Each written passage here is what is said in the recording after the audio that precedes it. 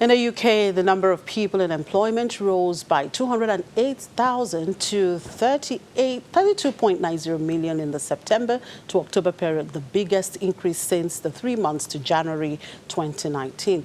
Let's see how this data is driving the London market, and Juliana will talk to us. Good afternoon, Juliana.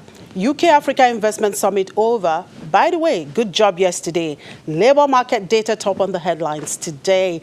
Biggest employment increase for the year. How are economists viewing this data, and what is the implication of this monetary policy to this monetary policy committee rate setting at the end of the month? How are the markets reading the data as well? Yes, so jobs growth in the UK rose by much bigger than expected. I think the forecast for the 3 months to November was set at around 100,000. But the labour market has added over 200,000 jobs to the labour force, and unemployment still remains extremely low at 3%.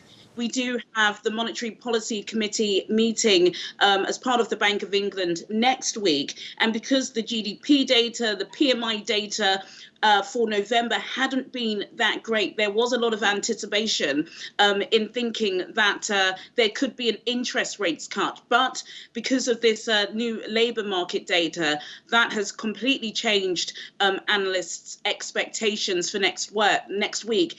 And it has rocked the equities market. I'll quickly give you those intraday numbers now. The all share is up by over 1%. The FTSE 100 is up by 1.14%. And down, they're all down. And the FTSE 250 is also down by 0.63%.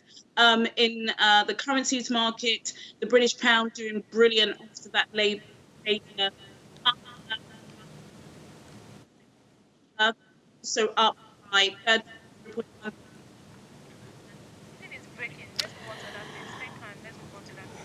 Well, Juliana, I guess technology is not friendly this afternoon. We'll leave it at that. Enjoy the rest of the day. Let's keep an eye in Davos. Thank you for your time, Juliana. Well, the World Economic Forum says it will benefit from having stronger participation from China and from hearing more of the country's views and growth experiences at the event. As it celebrates its 50th anniversary this year, the WEF is also hailing its decades-long relationship with China. In 1978, the founder paid close attention to China's reform and opening up policy and pushed for the country to join the annual meeting held in sweet city of Davos. We're really looking to China to share its perspectives and to share its narratives. We want Chinese leaders at the table with their international peers, sharing their wisdom and sharing their perspectives. Because we're in a world where we need to learn from each other, from the different systems and the different ideas that people have.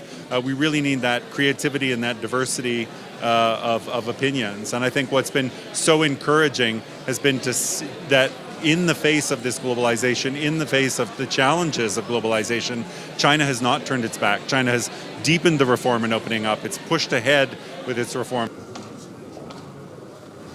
And the International Monetary Fund is predicting the world economy will strengthen in 2020, but at a slightly weaker pace than previously anticipated amid threats related to trade and tensions in the Middle East. The fund says global growth will accelerate this year to 3.3% from 2.9% in 2019. That's the first pickup in 3 years, but less than 3.4% projected in October.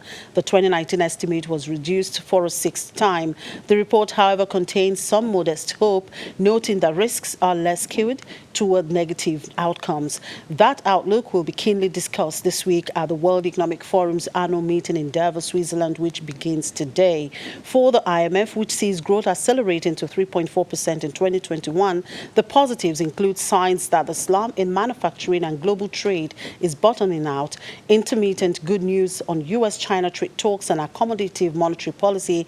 It upgraded China's outlook on the back of the Phase 1 deal with U.S.